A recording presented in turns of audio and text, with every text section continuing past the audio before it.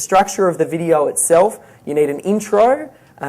If you can use some sort of little flash or something like that, you know, it makes you look a little bit more professional, or some sort of hook or something to get someone early on. The start of the video, you just want to draw them in. So whether it's a flashy intro that they go, oh, what's this? And they want to watch to see what happens, or whether it's a hook, you might have a question, you know, have you ever blah, blah, blah, blah, blah, depending on whatever your local business is, question mark, like lead with a question. And then they'll go, oh, I want to watch this to find out what the answer is to the question. Have a lower third, and the lower third just usually happens at the start of the video. Underneath the person who's talking, it'll just, and I'll show you an example of one, it just has your name and maybe your website or something like that, just so they start to associate you and your name together, gets your name out there, and also thinking from a professional point of view, what a lot of times, you know, you might look on the news and things like that, and they'll have lower thirds where they'll say, you know, who it is that's speaking, and that's just, again, making the videos even more professional. When posting on YouTube, have your URL displaying all the time throughout the entire video. Usually we put it in the on the bottom, in the bottom left-hand corner. The reason we do bottom left-hand corner is on the right-hand corner, YouTube often puts a watermark over the top. So if you have your URL over the other side, it'll get hidden by the watermark. So just make sure you drag it and put it over the left-hand side and have that throughout. Because someone might be watching the video on YouTube, they haven't necessarily found this video on your website. They might have found it on YouTube, and you want a way to bring them back to the website. They might be part way through the video and then go, yeah, I want to find out more about their particular product and service. So you want to make it as easy as possible. The end of the video, make sure you have a call, like an outro. You know, we'll have a little bit of music. In fact, we usually have music at the start and at the end. And then at the outro, very clear call to action. Want to watch the rest of this interview? Head to X. Want to buy these DVDs? Head to here. And you tell them exactly, want to find out more? Go to here. And that needs to be really clear. Question up the front from Ian. Oh, sorry. Sorry. Chill out here, sorry. With the music for your intro and outro, it's royalty-free music, or you... Ben's probably a good one. Yeah, like I do photo videos, I edit in iMovie, which Dave will talk about, for those who have a Mac, and it's got a bunch of jingles in there that you can use.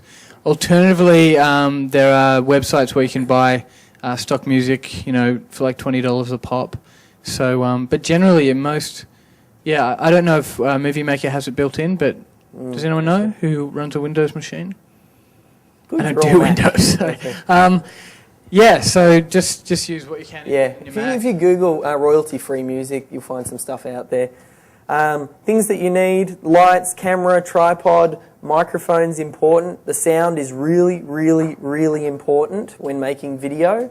I think this is something that Ben taught me as well. If the sound is not quite right and you're watching a video, you notice it like that. But if the sound is fine, you don't notice it. You just don't think about it. But if the sound's wrong, then you pick up on it.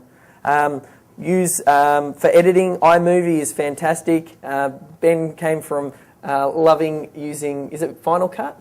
Using Final Cut, and I've tried to use iMovie a little bit more, mainly because of the speed at which you can put stuff out and you can edit really quickly, and it's quite intuitive. But the finished product, like when we did the Google versus Yellow Pages video that you saw at the start of the day, that was done in Final Cut because that was something that we needed, you know, a little bit more control over.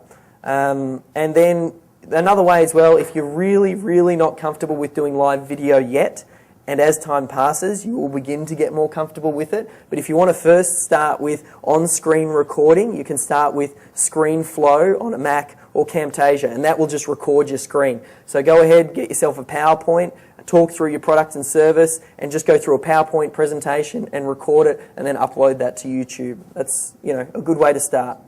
I just want to give you guys a bit of context of what you can actually get from a price point perspective from camera-wise, so don't sort of freak out. You have to go and buy those crazy cameras at the end of the room there. There's two cameras that I've been using for a while. One's Flip Minnow HD. This is a full HD camera for a couple $100. So you don't have to go and spend thousands of dollars. This is one that I bought when I was away in the US last month, which is the best one on the market at the moment, called a Creative Vado. The beautiful thing with this one is not only is it HD, it has a mic input jack. So you actually get a lapel mic and plug it straight into the actual jack here, and you're getting like high quality video.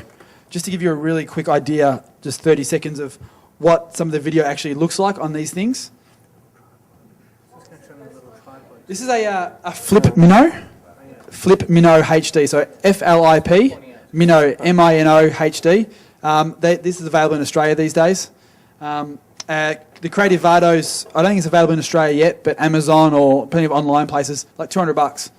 And then you can get literally an iPod stand. The Flip comes with a camera stand. So you screw it in, sit on your table in front of you. There's your tripod right there. Comes with the camera.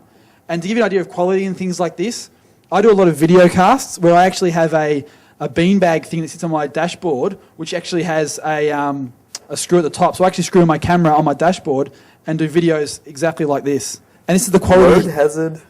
This is the quality you can get on a little camera like this. Grab my little Flip Minnow video camera and actually shoot what you're about to see. So if we sort of, it's like it's pretty high quality video for a camera this big.